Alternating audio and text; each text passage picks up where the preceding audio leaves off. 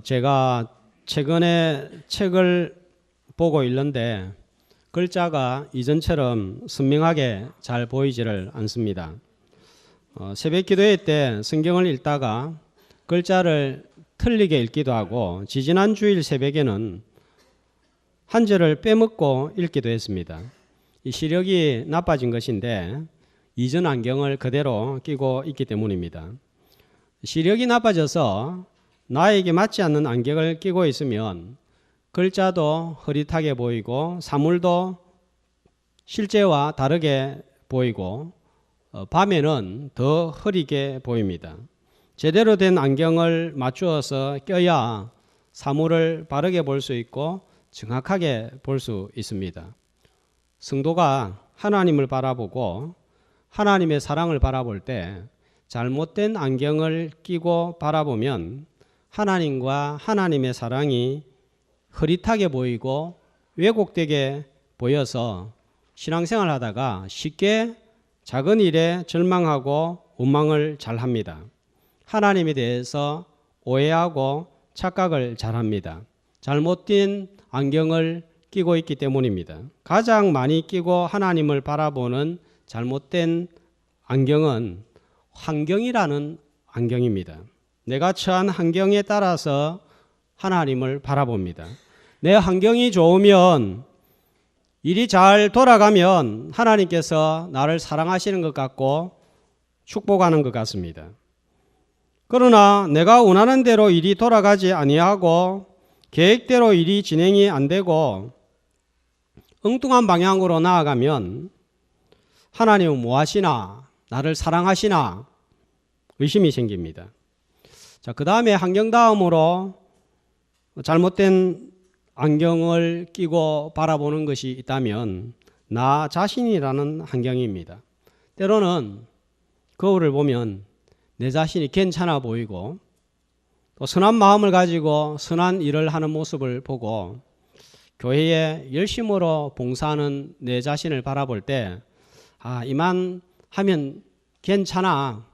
하나님이 이런 나를 사랑하실 거야 싶은 생각이 들 때가 있습니다. 그러나 초라하고 약하고 악한 것으로 똘똘 뭉쳐있는 내 자신을 바라보면 이런 나도 하나님이 사랑하실까 사랑하시겠나 이렇게 되는 거예요. 그 다음에 어떤 사람은 이 수입이라는 판매라는 안경을 끼고 하나님의 사랑을 바라봅니다. 손에 뭐가 많이 들어오면 물건이 잘 팔리면 이 하나님이 복을 주시고 사랑하시는구나 생각하고 수입이 줄거나 또 뭔가 내 손에서 자꾸 빠져나가면 하나님이 나를 사랑하시지 않는 것처럼 생각하고 낙당에 빠지고 믿음에서 탈선하는 것을 봅니다. 환경이라는 안경, 나 자신이라는 안경, 수입이라는 안경을 끼고 하나님을 보거나 사랑을 판단하면 올무에 걸리고 맙니다. 이런 안경은 하나님을 정확하게 바라보는 안경이 아니기 때문입니다. 어떤 안경을 끼고 하나님을 바라보아야 하나님을 제대로 만나고 하나님의 사랑을 확신할 수가 있을까요? 오늘 우리가 읽었던 시편 31편 말씀은 정확한 배경은 알 수 없지만 다윗이 사울 왕으로부터 도망을 다닐 때 기록한 것으로 추측을 합니다. 다윗이 잘못된 안경을 끼고 하나님을 바라보았다면 다윗의 믿음은 금방 무너지고 말았을 것입니다. 그러나 다윗은 생명의 위협을 받고 있는 상황 가운데서도 그 믿음이 흔들리지 않았습니다. 오히려 열악한 상황 가운데서 담대하게 하나님을 의지하고 14절 말씀을 보면 하나님을 어떻게 고백하고 있죠? 그러하여도 주는 내 하나님이십니다. 이렇게 고백했습니다. 바른 안경을 끼고 하나님을 바라보았기 때문에 생명의 위기를 느끼는 상황 가운데서도 이런 단단한 믿음의 고백이 나온 거예요. 다윗이 끼고 바라본 안경은 어떤 안경이었을까요? 먼저 다윗의 상황, 다윗의 상태를 좀 더 구체적으로 함께 살펴보겠습니다. 지금 다윗은 사울 왕으로부터 추격을 당하고 있습니다. 사울 왕이 다윗에게 음식을 제공하거나 보호를 해주면 다윗과 똑같은 범죄자로 취급을 하고 죽이겠다 공포를 했습니다. 사무엘상 22장 18절 19절 말씀을 보면 이 다윗이 피난할 때에 노업 땅에 있는 아히멜렉 제사장에게 찾아갔더니 떡과 칼을 제공을 받았습니다. 자, 그런데 나중에 떡과 칼 제공받은 것을 사울이 알고 도와준 아히멜렉 제사장을 비롯해서 제사장 몇 명을 죽이죠? 85명을 다 죽인 거예요. 교회 목사 85명을 다 죽였다 생각해 보세요. 보통 강팍한 마음이 아니면 그렇게 못하는 거예요. 살벌합니다.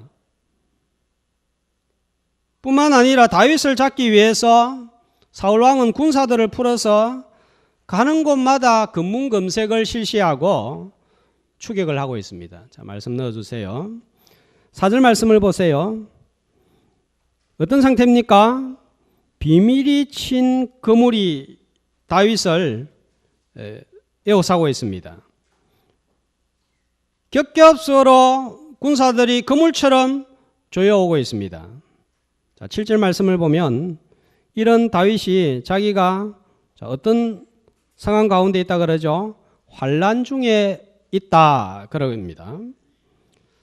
그리고 이런 상황 가운데 있으니까 9절 말씀에 보면 어떤 마음입니까? 근심 때문에 눈과 영혼과 몸이 쇠약하여지고 너무 걱정 근심이 많으면 몸이 스트레스를 받아서 문제가 생기고 병이 오지 않습니까? 그런 상태입니다.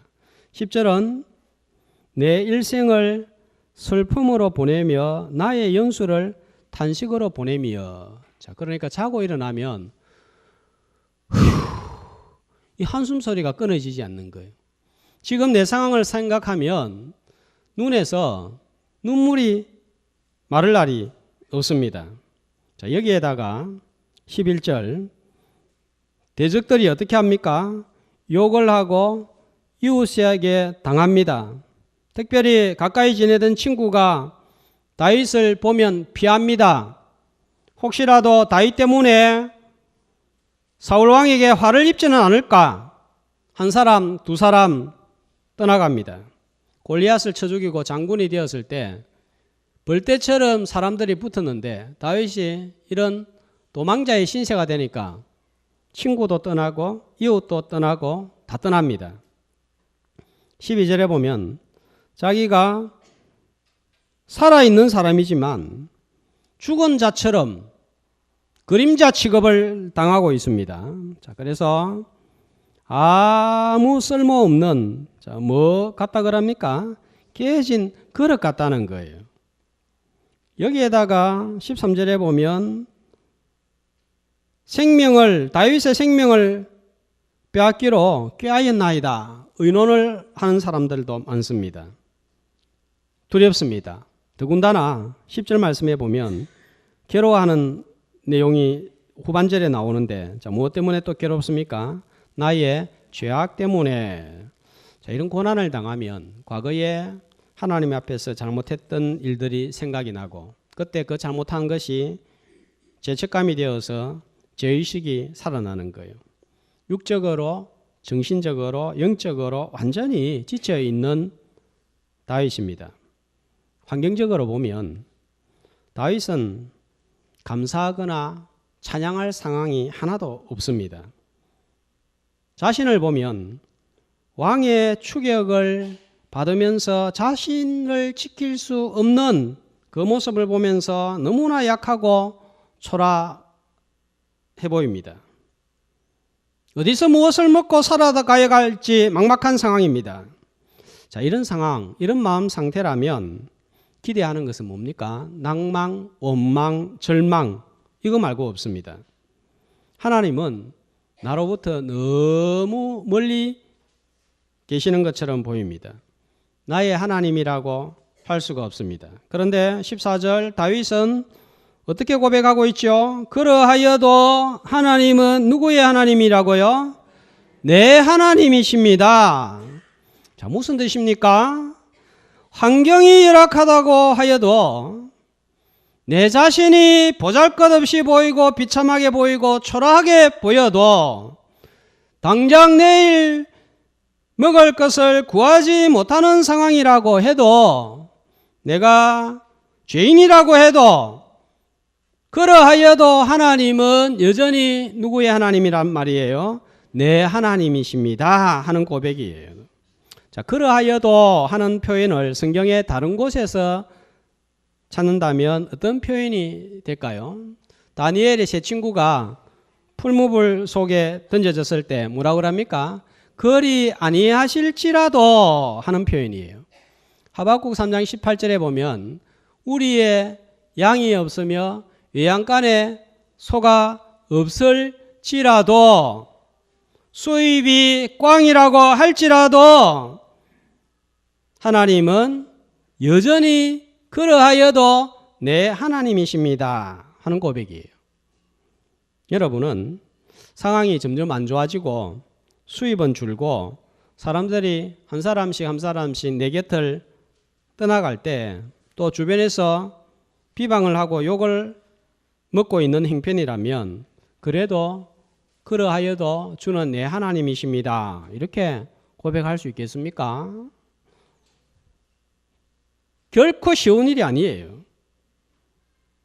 그러나 다윗은 이런 고백을 남기고 있습니다. 어떻게? 상황이 악화되고 헤쳐나갈 구멍이 보이지 않는 상황 속에서도 여전히 주는 내 하나님이십니다 이렇게 고백할 수 있을까요? 오늘 말씀을 보니까 다윗은 두 가지 확신이 있습니다. 자, 첫 번째 15절 보니까 자, 어떤 확신이 있습니까? 자기의 앞날이 어디에 있다고요? 주의 손에 있다 하는 이것을 확실히 믿은 거예요. 지금 왕이 자신을 추격해오고 사방에는 죽이려는 자들로 가득 차 있지만 자신의 인생이 결코 사람에게 좌우되는 것이 아니라 미래가 누구의 손에 달려있는 것이 아니라 주의 손에 있다 하는 이 사실을 확신했습니다. 잠언 21장 1절은 이렇게 말씀하고 있습니다. 같이 왕의 마음이 여호와의 손에 있음이 마치 본물과 같아서 그가 임의로 인도하시느니라. 아무리 권세가 있는 사울 왕이라고 해도 그 마음이 누구 손에 있단 말이에요? 하나님의 손에 여호와의 손에 있어서 뭐 안에 있는 물을 이렇게 우리가 할 수 있듯이 하나님이 만지시고 움직이시고 주관한다는 거예요. 다윗은 누구보다도 하나님의 계명을 사랑했던 사람이었기 때문에 출애굽할 때 이스라엘 백성들이 나가지 못하도록 막았었던 왕이 누구예요? 누굽니까? 바로 왕입니다. 누구보다도 이 왕에 대해서 잘 알고 있었을 거예요. 그렇게 힘이 있던 바로 왕과 군사도 하나님의 손이 작동하니까 홍해 앞바다에 한순간에 수장되어 버리고 말았습니다. 다윗은 지금 쫓기고 곤란한 처지에 놓여 있다고 해도 하나님의 손이 작동하기만 하면 언제든지 풀려날 수 있다는 사실을 확신했고 보호받을 수 있다는 사실을 확신했습니다. 자, 이 확신이 누구보다도 다윗은 강했던 인물이에요. 한 장 두 장 넘겨서 27장 시편 27장 27편 3절을 보면 다윗은 전쟁터 속에서 하는 고백이 나옵니다. 자, 한 목소리로 군대가 나를 대적하여 진칠지라도 내 마음이 두렵지 아니하며 전쟁이 일어나 나를 치려 할지라도 나는 여전히 태연하리로다. 화살이 날아오고 창이 칼이 날아오는 전쟁터에서 태연할 수 있는 사람 없습니다. 그러나 다윗은 태연할 수 있었습니다. 이유가 무엇입니까? 나의 생명이, 나의 미래가 사람의 화살과 창과 칼에 좌지우지되지 않는다는 것을 확신했기 때문입니다. 하나님의 손에 있다는 것을 알았기 때문입니다. 죽이시는 분도 하나님이시지만 살리시는 분도 하나님이신 줄 믿습니다. 가난하게 하시는 분도 하나님이시지만 부하게 하시는 분도 하나님이시고, 다치게 하시는 분도 하나님이시지만 열리게 하시는 분도 하나님이신 줄 믿고, 그 하나님을 확신하고 의지하여서 열악한 환경 속에서도 여전히 그러하여도 주는 내 하나님이십니다. 이렇게 고백하는 주의 백성들이 되시기를 축복합니다. 그 다음에 16절 말씀해 보니까 주의 사랑하심으로 나를 구원하소서 이렇게 되어 있는데, 시온 성경은 더 쉽게 이렇게 번역을 하고 있습니다. 같이 주님의 얼굴을 주님의 종인 내게 비춰주시고 주님의 변함없는 사랑으로 나를 구원하소서. 자, 주님의 사랑, 어떤 사랑으로 고백을 다윗은 했죠? 변함없는 사랑. 자, 다윗이 이런 환경 가운데서도 그러하여도 주는 내 하나님이십니다 라고 고백할 수 있었던 또 한 가지 이유는 하나님의 사랑이 변하지 않는다는 것을 확신하고 붙들었기 때문입니다. 하나님은 변하지 않는 분이십니다. 하나님께서 변하지 않기 때문에 하나님의 사랑도 변하지 않고 하나님이 한번 약속하시면 반드시 지키십니다. 그런데 나는 하나님의 사랑이 자꾸 변하는 것처럼 느껴집니다. 왜 그럴까요? 변하는 것들로 하나님의 사랑을 바라보기 때문입니다. 변하는 환경, 변하는 내 감정과 상태, 변하는 수입에 따라서 하나님의 사랑을 바라보기 때문에 어떤 때는 하나님이 나를 사랑하시는 것 같고 어떤 때는 사랑하시지 않고 버린 것처럼 보이는 거예요. 다윗은 하나님의 사랑이 변하지 않는다는 진리를 붙들어서 열악한 상황 가운데서도 주는 내 하나님이십니다. 이렇게 고백할 수 있었습니다. 다윗이 주의 손의 보호, 변하지 않는 하나님의 사랑을 확신할 수 있었던 이유는 무엇이었을까요? 바른 안경, 은혜의 안경으로 하나님을 바라보았기 때문입니다. 어떤 은혜의 안경을 다윗은 끼고 있었습니까? 19절 말씀해 보면 주님을 바라보는 자들을 위하여서 쌓아두신 것이 있습니다. 무엇입니까? 은혜입니다. 주님에게 피하는 자들을 위하여 베푸신 것이 있습니다. 무엇입니까? 은혜입니다. 이 은혜가 어찌 그리 큰지요? 다윗의 고백입니다. 다윗은 아무도 알아주지 않는 양치기 소년에 불과했습니다. 그런데 하나님께서 사무엘 선지자를 통하여 기름을 부어서 하나님의 사람으로 선택하여 주셨고 앞으로 왕이 될 것을 예언하였는데 사무엘상 18장 3절 4절에 보면 사울의 아들 요나단도 이 사실을 잘 알았습니다. 말씀을 보여주세요. 그래서 자기가 사울 왕을 이어서 왕이 되어야 될 사람이지만 하나님께서 다윗에게 왕위를 주실 것을 알고 언약을 맺고 자기가 입었던 겉옷과 칼과 군복과 활과 띠를 주었습니다. 이 요나단도 이 사실을 안 거예요. 보잘것없는 자를 부르고 자격 없는 자를 선택해서 왕이 되게 하신 것은 놀라운 하나님의 은혜였습니다. 기적이었습니다. 다윗은 이런 하나님을 바라보았습니다. 은혜의 안경, 언약의 안경으로 하나님을 바라보았을 때 주의 손과 변하지 않는 사랑을 확신하고 열악한 환경 가운데서 점점 상황이 나빠져 가는 상황 가운데서도 그러하여도 주는 내 하나님이십니다. 이렇게 고백할 수 있었던 거예요. 오늘은 종려주일입니다. 오늘부터 이제 고난주간으로 한 주간을 보내게 됩니다. 이 고난주간에 잘못된 안경을 벗어버리고 은혜의 안경, 언약의 안경을 끼고 하나님을 바라보고 하나님의 사랑을 바라보아야 우리의 상황에 아랑곳하지 아니하고 그러하여도 주는 내 하나님이십니다. 이런 고백을 할 수 있는 거예요. 어떤 안경을 끼고 하나님을 바라봐야 될까요?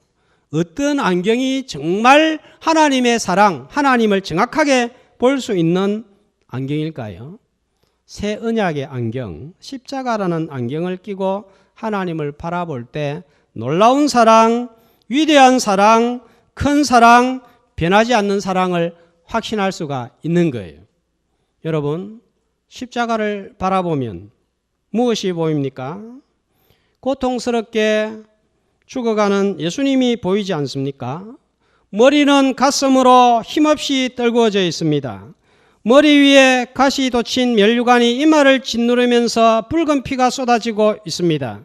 쏟아지는 피는 두 뺨위로 뚝뚝 떨어져 내리고 있는 이 모습이 보이지 않습니까? 양손과 양발은 큰 대못으로 박혀서 진홍보다 붉은 피가 온몸에 흘러내리는 것이 보이지 않습니까?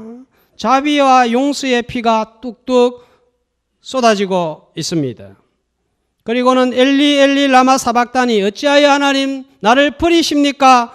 절규하며 고통스럽게 외치는 주님의 음성이 들리지 않습니까? 그리고 마지막으로 다 이루었다 외치는 소리가 들리지 않습니까? 고통의 소리, 신음소리가 들리지 않습니까? 이렇게 고통하면서 신음하면서 피를 흘리면서 죽어가고 있는 십자가에 달린 예수는 누구입니까? 요한복음 3장 16절에 보니까 하나님이 세상을 이처럼 사랑하사 독생자를 주셨으니 바로 하나님의 아들이십니다. 하나뿐인 아들을 이렇게 고통스럽게 죽도록 내어주셨습니다. 아들을 군대에 보내본 부모님들이 경험들이 다 있을 거예요. 훈련소에 아들을 들여보낼 때 마음이 어떤가요? 어떤가요? 애잔합니다. 훈련받으러 들어갑니다. 죽으러 들어가는 게 아니에요. 그런데도 마음이 짠한 거예요. 그런데 내 아들이 피를 철철 흘리면서 죽으러 간다고 생각해 보면 그 심정이 어떠할까요? 그 고통이 어떠할까요? 견딜 수 없는 그 고통을 아버지 하나님께서 당했습니다. 그런데 누구를 위해서 하나뿐인 자기 아들을 내어주셨습니까? 천사들을 위하여서 자기 아들을 십자가에 내어주지 않았습니다. 죄인인 나를 위하여 가장 귀한 아들, 하나뿐인 아들을 내어주셨습니다. 왜 내어주셨습니까? 내 죄를 씻기 위하여 내어주셨습니다. 하나뿐인 독생자 아들이 잘못한 것이 아니라 내가 잘못하여 지은 죄를 위하여서 죄가 없는 아들을 내어주셨습니다.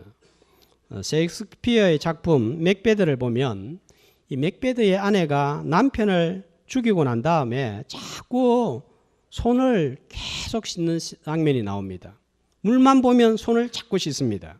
죽이는 장면을 다른 사람이 보지도 않았고 지금 손에 피가 묻어 있는 것도 아닌데 자꾸 손을 씻습니다. 마음속에 죄의식이 자꾸 손을 씻게 만드는 거예요. 그러나 비누로 손을 씻는다고 마음속에 묻어있는 피가 씻어질까요? 우리 마음에 묻어있는 더러운 죄를 나의 선행이라는 비누로 계속 씻는다고, 종교라는 비누로 계속 씻는다고 사라지지 않습니다. 하나님 앞에 용서받을 수 없습니다. 아무리 씻어도 없어지지 않습니다. 하나님께서 씻어주셔야 진홍같이 붉은 죄는 눈과 같이 이어지고 양털처럼 깨끗하게 되는 거예요. 바로 이 내 죄를 영원히 깨끗하게 하기 위하여 죄 없는 아들을 십자가에 죽게 하셨습니다. 천사를 위하여서는 아들을 내어주시지 않았지만 나를 위하여 아들을 내어주신 것을 볼 때 천사보다도 나를 훨씬 더 사랑한 것이 분명합니다. 천사는 한 번 잘못해서 영원한 심판을 받았고 돌이킬 기회를 주시지 않았습니다. 그러나 나는 계속 잘못하는데도 불구하고 아들을 십자가에 달려 죽게 하심으로 영원히 나를 용서하신 것을 볼 때 천사보다 나를 더 사랑한 것이 분명합니다. 바로 십자가에서 아들을 내어주신 것이 나를 향한 하나님의 사랑의 증표입니다. 우리가 아직 죄인 되었을 때에 그리스도께서 우리를 위하여 죽으심으로 하나님께서 우리에게 대한 자기의 사랑을 확정하셨다 했습니다. 이런 아들을 주신 하나님의 사랑이 변할까요? 로마서 8장 32절 자기 아들을 아끼지 아니하시고 내어주신 이가 어찌 그 아들과 함께 모든 좋은 것을 우리에게 은사로 주시지 아니하시겠느냐 말씀하고 있습니다.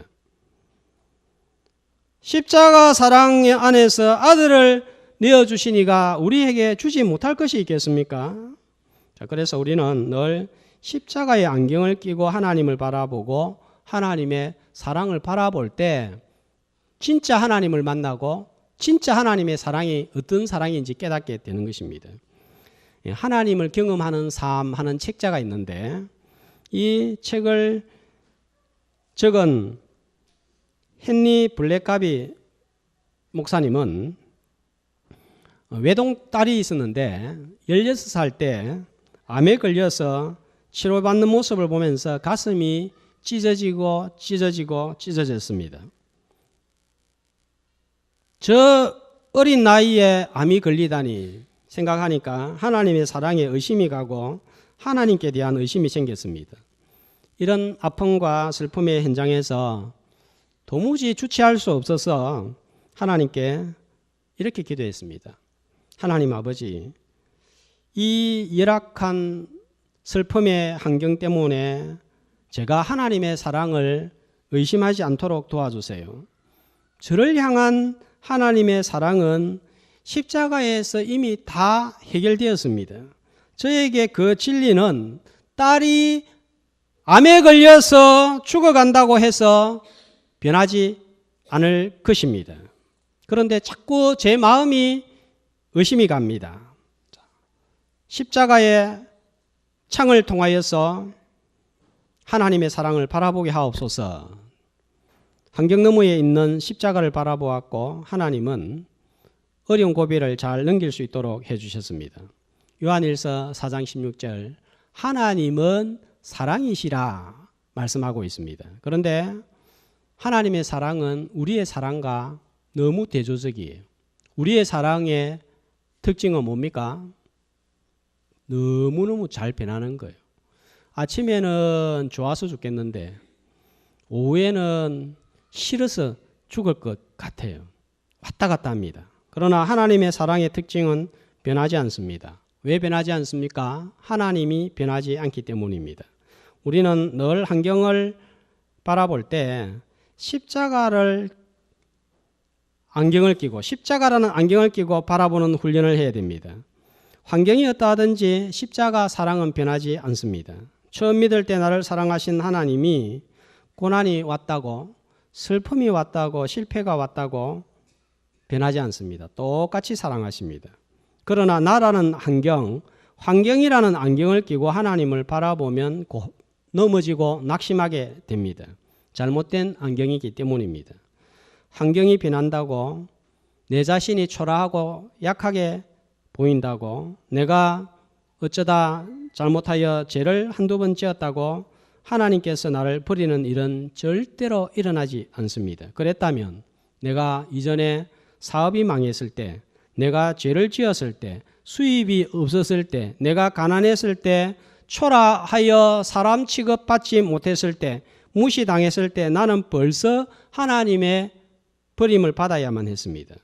힘들다고 슬프다고 문제가 있다고 하나님의 사랑이 변할까요? 변하는 것처럼 보이는 것은 십자가라는 안경을 끼고 바라본 것이 아니기 때문입니다.